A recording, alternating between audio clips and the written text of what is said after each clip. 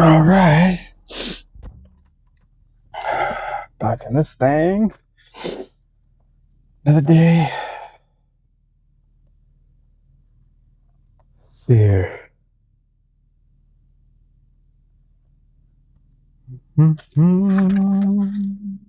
think it's the 16th. Alter your perspective. The lesson is simple. What constitutes true creativity is the openness and ability to adapt your spirit. When we see or experience something, we must be able to look at it from several angles, see possibilities beyond the obvious ones. We imagine that the objects around us can be used and co-opted for different purposes. We do not hold on to our original idea out of sheer stubbornness, or because our ego is tied with its rightness. Instead, we move with what presents itself to us in the moment, exploring and exploiting different branches and contingencies. We thus manage to turn feathers into flying materials. The difference then is not in some initial creative power of the brain, but in how we look at the world and the fluidity with which we can reframe what we see. Daily law, creativity, and adaptability are inseparable. Look at things today from every possible angle. That's a good one. That is a good one. Adaptability. That's important. Let's see what's in this one.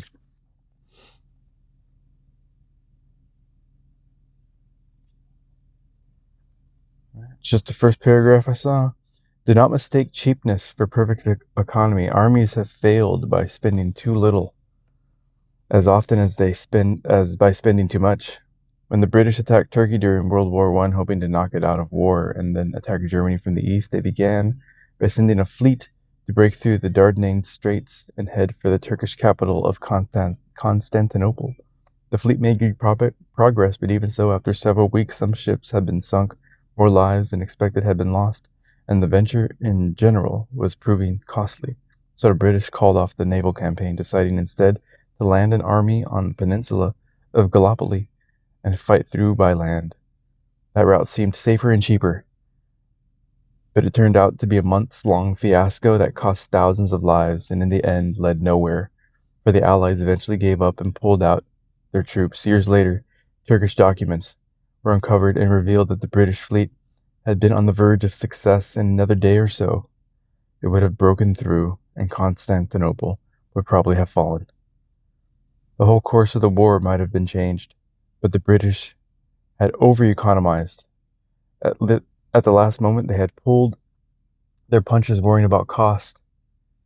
In the end, the cost of trying to win on the cheap wound up punitively expensive.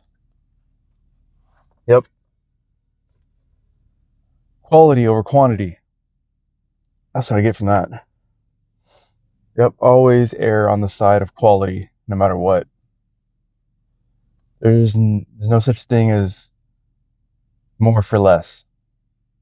It doesn't work that way. It doesn't work that way in life. It doesn't work that way when it comes to products. Yep, you always want the quality product over the cheaper product. It's worth it.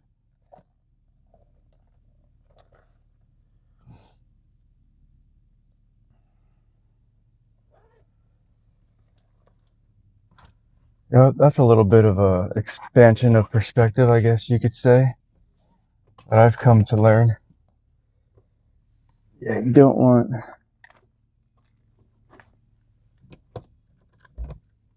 something everybody else has, because chances are what everybody else has is more common, and what's more common tends to be lower in quality. Because everybody wants to save a little bit of money, save a little bit of time, save a little bit of this, save a little bit of that. I used to be of that mind frame. Not anymore. I'll wait. I'm not trying to save anything. I'm trying to do it right. And by doing it right, normally means you're going to have to pay a little bit more. It's going to cost you a little bit more time. It's going to cost you a little bit more money. I'm willing to put that out. I'm not trying to save anything anymore except myself a headache. Yep, I'm trying to save myself regret and all the problems that come with looking back and regretting not, damn, I should have put out the extra money just to whatever. I should have put out the extra time just to, whatever the circumstances. That's the way to go, I think. Yeah. So now the funny thing is, like, I'm learning that now. 49 years old now. Now I'm learning that in my life.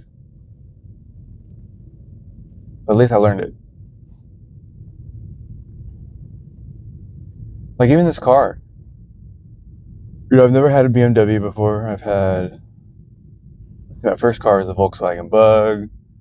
And I've had just random cars, a Ford Probe. I've had a Chevy Suburban.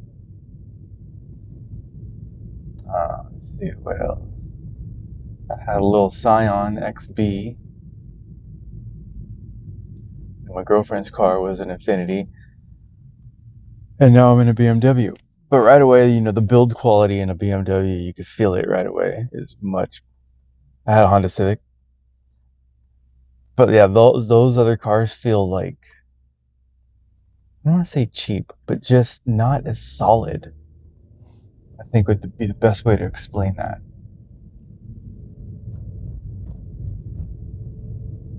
Like, everything just feels, in this car, even though it's older, it just feels better put together. Like, it just feels more solid. Solid's a good word to use. And I get it now. I just a better quality car. And that's why they cost as much as they do when you buy them brand new.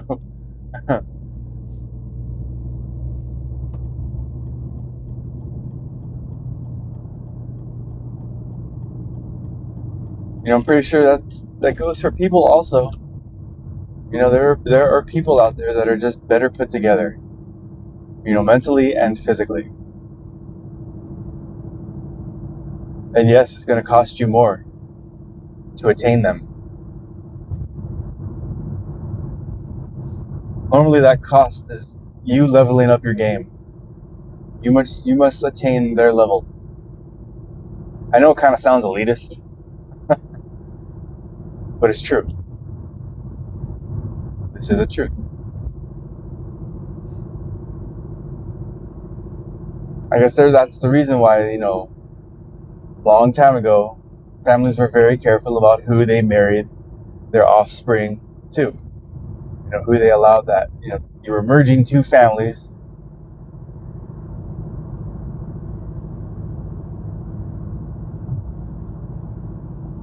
So the quality of, they looked at a lot of things, the quality of the genetics, the quality of the financial status, the quality of their social status.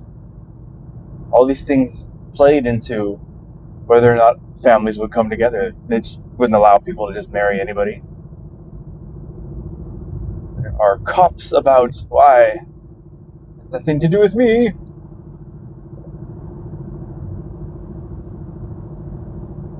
They're just trying to get somewhere. They're not after anybody in particular. But yeah, that's how it went back in the day when families merged through marriage. You're bringing all this together. And if you didn't have anything to bring to the table, you weren't allowed to the dance.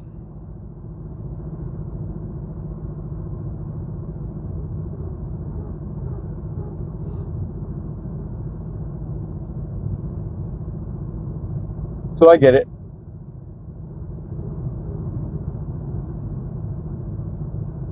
It makes sense.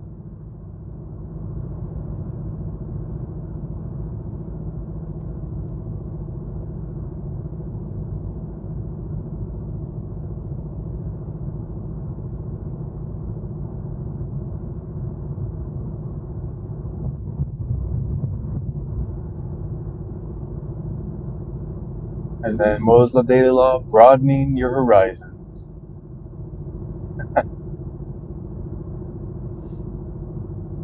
And expanding your perspective.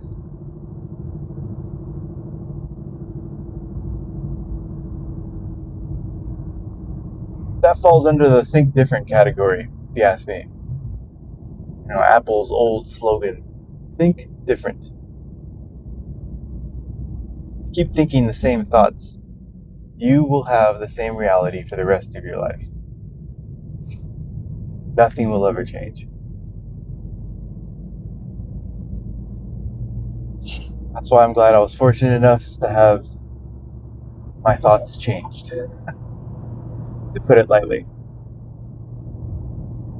I had a little kickstart in the thought changing category.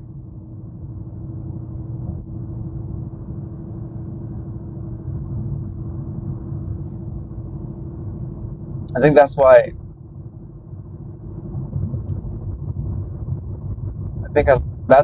I like having my circle small. Just me and my woman.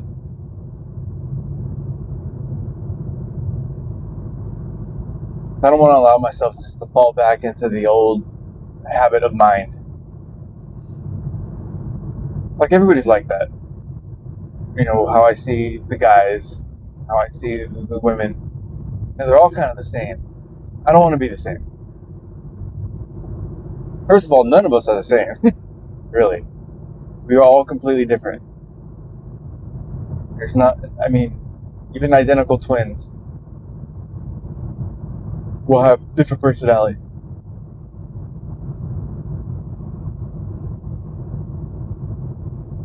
I think that's the way it's supposed to be. But the way the society is geared, they're trying their hardest to make us all the same.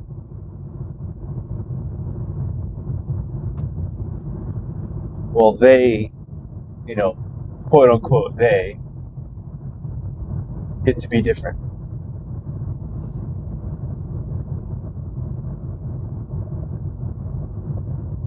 That's all on purpose. That's why they have us watching all the same sports. They have us watching all the same different, all the same kind of Netflix shows.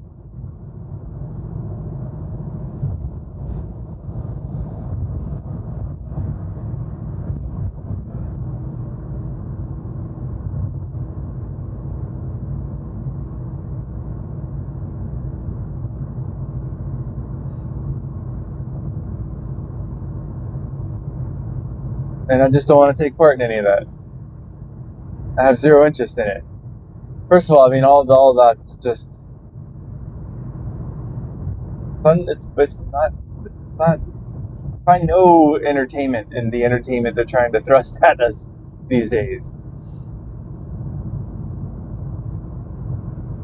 I like the books that I read and the podcasts that I listen to. That's what's entertaining to me.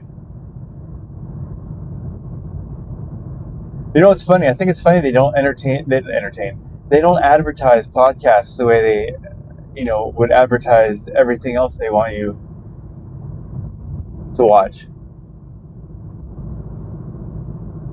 I'm surprised not as many.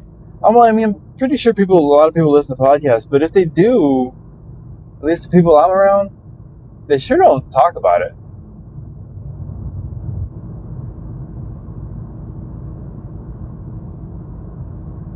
Not the way they talk about that Netflix show or that, did you see the game?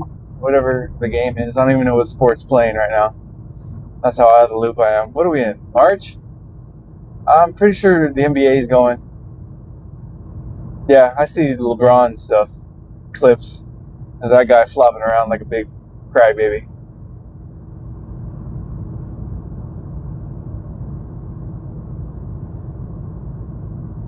So I guess in a way that's how my perspective has been broadened. Like I was very narrowly into basketball, and I don't even know what else.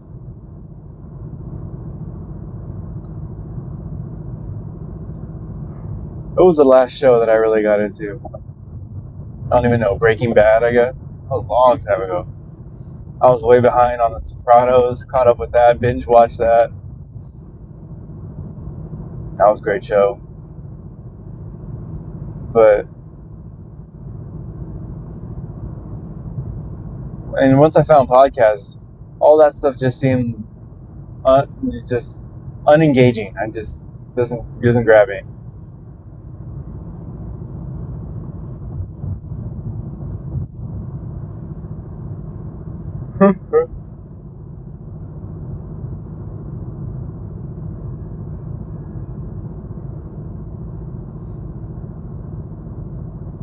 Almost across the valley.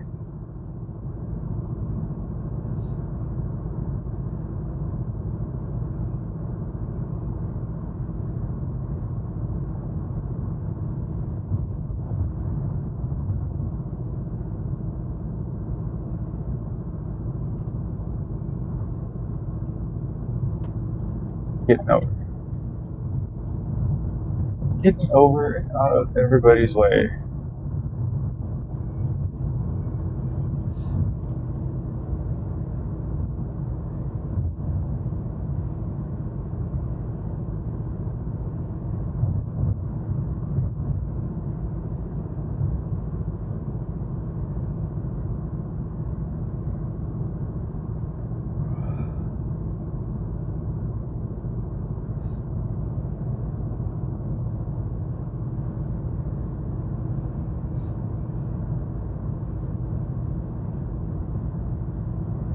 Let's see what else can I talk about. Over here, still thinking about LeBron James flopping around on the floor. Some of these slow motion clips I've seen in this guy is just the most embarrassing. Like, as a grown man, I would be so embarrassed for people to see me faking getting hit and then complaining about the ref not seeing me not get hit. That is the most entertaining thing. I think he is a grown man. This is not a child. Like, you ever seen it? Like, if you've seen a child like fake cry because they trying to pretend like they got hurt. This is exactly what it brings to mind. Every time I see a clip of that guy do that, it's embarrassing.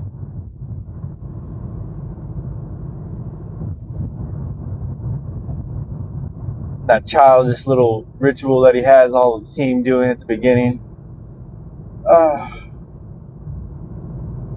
These are grown men. Act like you're about to metaphorically go to war against another team. He's doing this little so many choice words for it. It's just, there's a 3-letter word that I want to say. Started with a G. It is so that. Like, I'm all for a team ritual, but that looks very. It's very. That. Trying to avoid words. Because I post all these up. All these videos. They're going on my YouTube. So I'm trying to avoid saying what's on my mind. But man, I used to be a real big Laker fan.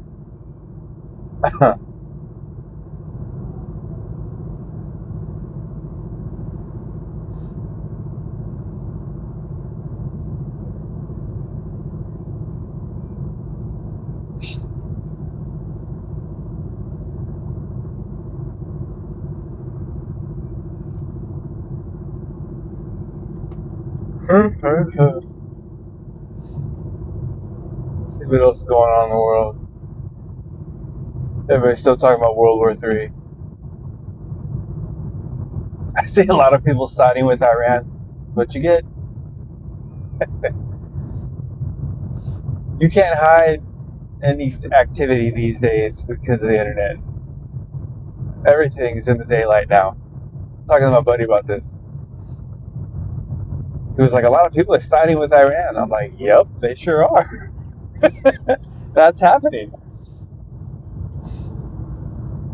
Not so much because they agree with how Iran is ran as a country or how their culture is handled through its religion, but more to the fact that how America is just going around, hanging around, just openly, like with Maduro, just capturing people. We're just going to take this guy and by proxy, pretty much take over your country. Now that's what they try to do with Iran, and everybody's seeing not just what's happening, but why it's happening, which is, I think, the bigger issue.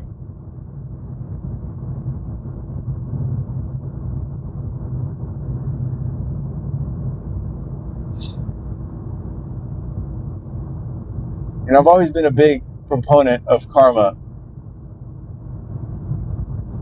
What you give, you have to be okay with receiving. And when you hear a nation talk about nation building, right? Regime change. I'm pretty sure we wouldn't be okay with someone trying to do that to us. And I know there's a global chess game being played for global domination. I get that. And I get that there's, other countries out there that absolutely hate us.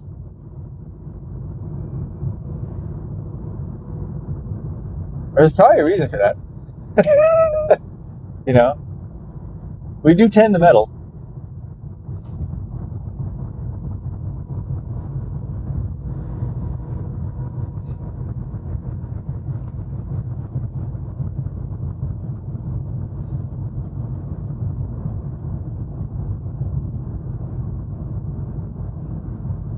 I don't know.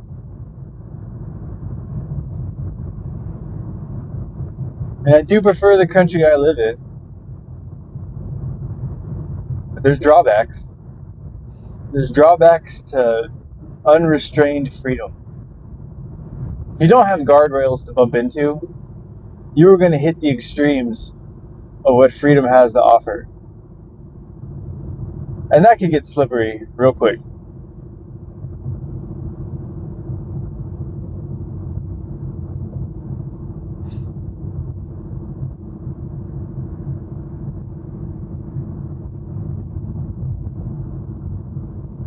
I guess that's what maybe caused the religious extremism that you see in the Middle East. They just took off the guardrails in that regard.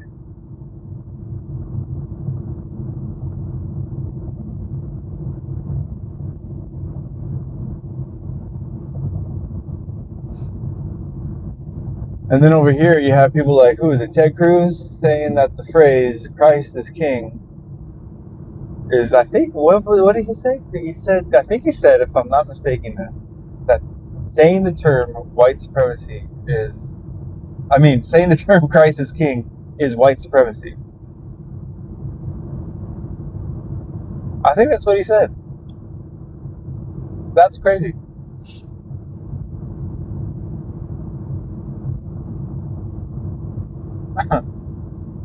This is what they're doing now. Christ is King is white supremacy. See, and that's the unintended consequence of complete freedom of speech.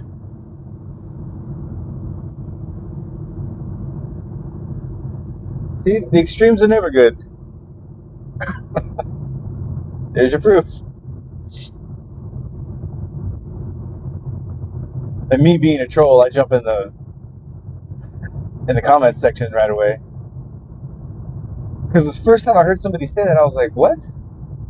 Like, isn't that what they posted above Jesus' head on the cross?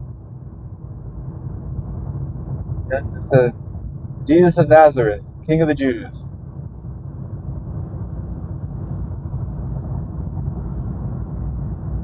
So I jump in the comment section right away. Take it up with the Romans. If you don't like it, it's what they put above his head. King of the Jews.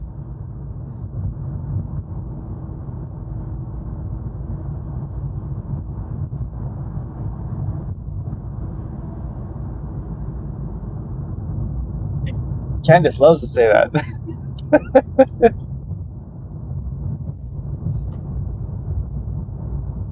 She pretty much took that slogan as her own because everybody associates it with her.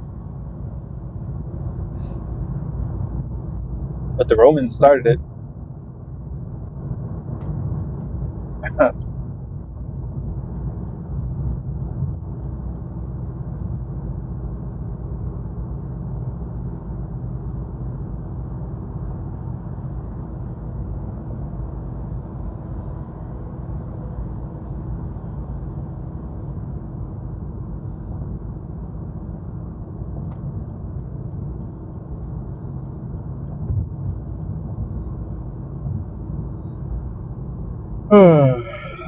Such a wild world. All the things we're seeing. I never. If you would have asked me if I thought any of this would have been happening, especially with like the weird twisting of words and how certain things have been demonized now, the whole gender thing, I would have thought you were absolutely crazy. I would have never imagined that this world would have slipped into the mental retardation that people have so openly embraced. I would have thought you were crazy.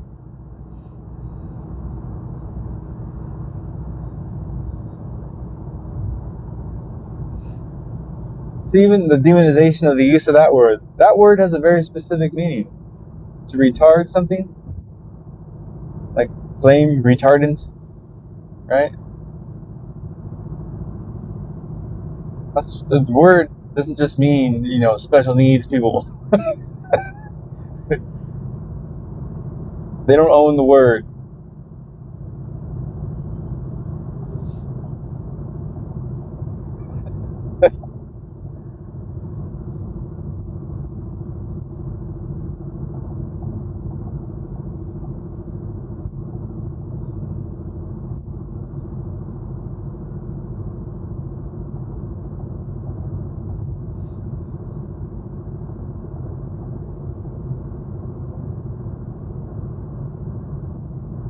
But yeah, all the idiocracy is now in the light. I hear that movie being brought up a lot nowadays too. That movie was telling us our future and we didn't even know it.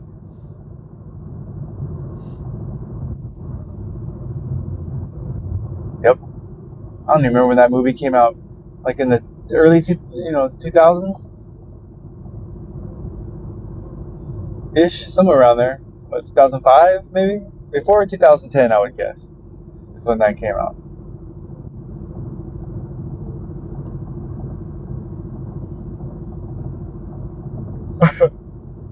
But they showed us everything that was coming. Except for the weird twisting of the words. They didn't see that. I don't think they portrayed that in that movie.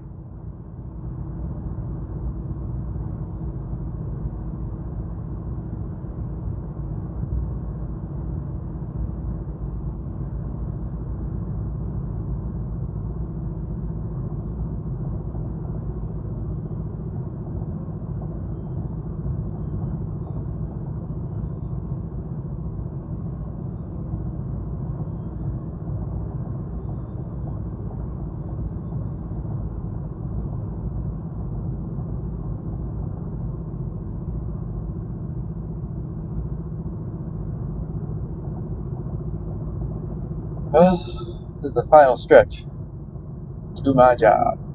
So far, so good.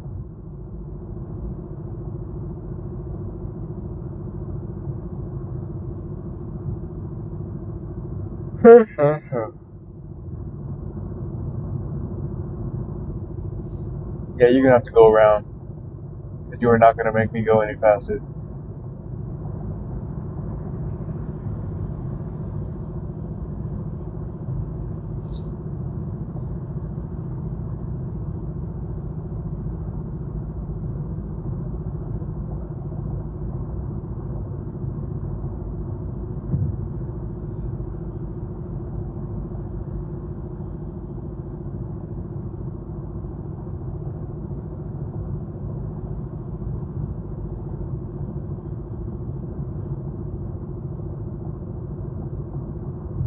Goodbye.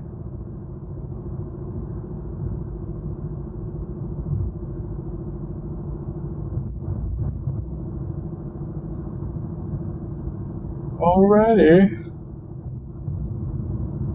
Well, I wonder how this mic works. I tried not to talk as loud because I found myself really wanting to scream so you don't hear all the engine noise. That's what I'm curious about mostly, is if it cut back the engine noise. I would assume so, but we shall see. That was kind of the whole point of getting these. They're supposed to have like some noise canceling situation. Guess we'll see that too. Oh.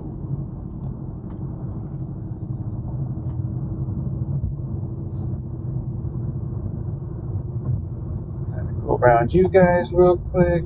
You are going into the truck lane. Oh, they got a new truck scales sign. How funny.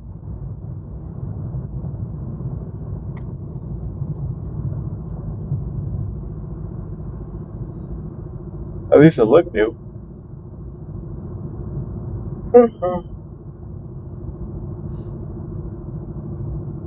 So, yeah, so I'm gonna have to experiment with how to project my voice now. Got used to talking like a madman, all loud, just so you guys can hear me.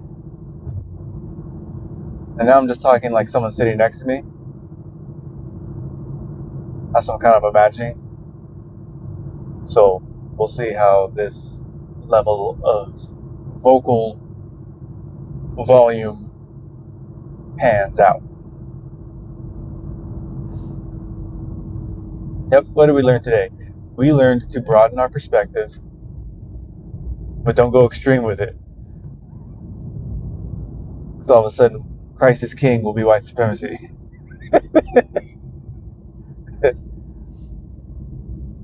We also learned not to be cheap. You get what you pay for. Right? You want something cheap, you're going to get something cheap. And you end up paying more money in the end, replacing it. Right? Don't have a cheap mentality. That'll seep into your soul. People will be able to tell. Be of quality character. High quality character. Does not come cheap. Alright? A high quality mentality does not come cheap. That's why all these high end colleges are so expensive. They're giving you a high end mentality and character. Is that elitist? Probably, but that's what I prefer to be. You guys can be commoners if you want. I choose to be uncommon amongst uncommon men. I heard that on Joe Rogan. I don't know who said it. He didn't say it. Somebody else said it and he was repeating it.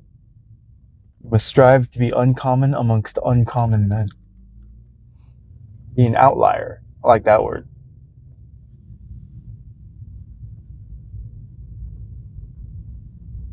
Got my little classical tunes playing. I wonder if that came out.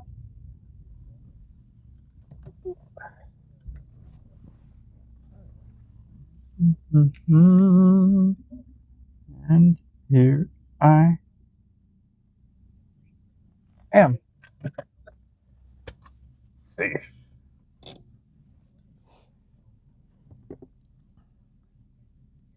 Boop.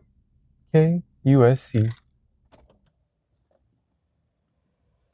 Alright, well, I've arrived at my destination. Everything seems to be in working order. Let's go to work.